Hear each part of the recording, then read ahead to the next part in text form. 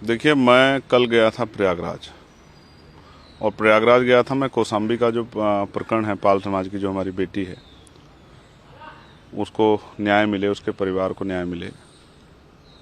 और फिर इसोटा में जो घटना हुई है, उस घटना में जो एक शेड्यूल कास्ट के व्यक्ति को मारकर जला दिया गया गेहूं के खेत में, उस परिवार को न्याय मिले, उनकी मांगों को पूरा किया जाए, क्योंकि अभी तक उनकी मांगें पूरी नहीं हुई है।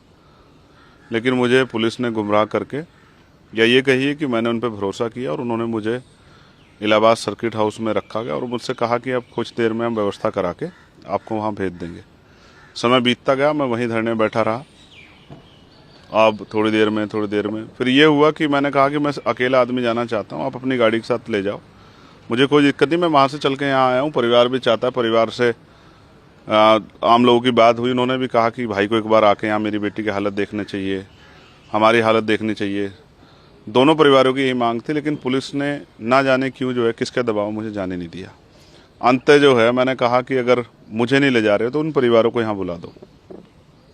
तो जैसे पुलिस ने, एडमिनिस्ट्रेशन ने सब ठान लिया था कि हम इनको ना वहाँ जाने देंगे, ना परिवार से मिलने देंगे। ये पहली बार हुआ है मेरे उसमें भी कि कोई अपने परिवार से नहीं मिल पा रहा, वो जो अन्याय उनके साथ हुआ उसको सुन नहीं पा रहा। जब तक, देखिए, कई तरह के आरोप लगते हैं, जब तक आप जाओगे नहीं, सुनोगे नहीं, समझोगे नहीं क्या सिचुएशन, उसको एनालिसिस नहीं करोगे, तो आप क्या कह सकते हो।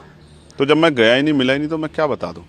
मुझे ऐसा लगता है कि पुलिस नहीं चाहती थी, शायद पुलिस और एडमिनिस्ट्रेशन ने कुछ इस तरह के अपराध किए हैं, उनको छिपाने के लिए मुझे वहाँ जाने से रोका गया। अगर मैं वहाँ जाता तो वो सामने आते, और फिर आप मीडिया के साथियों के जरिए कल मैं उन पर आवाज़ उठाता, शायद इसी वजह से जो है मुझे रोका गया है।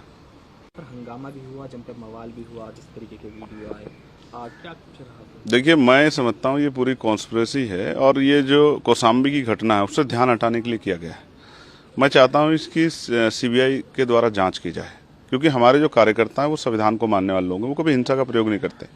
आजकल आम हो गया है, बहुत सारी पार्टियों के लोग नीला पटका पहनते हैं। किसने नीला पटका पहन के ये सब चीज़ें की, मुझे जानकारी, क्योंकि मैं मौके पर नहीं था, जैसे आप मौके पर नहीं थे, मैं भी मौके पर, मुझे भी जानकारी नहीं।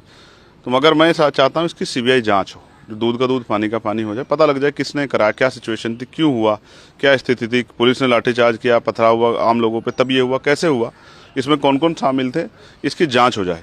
लेकिन मैं एक बात स्पष्ट कहना चाहता हूँ कि अगर सिर्फ हमारे लोगों को टारगेट करके उन पे जो है इस तरह से अन्याय किया जाएगा, तो हम लोग चुप नहीं बैठेंगे। मैं अपनी तरफ से जांच की मांग कर रहा हूँ, तो क्योंकि मैं जानता हूँ कि हमारे लोग दोषी नहीं हैं।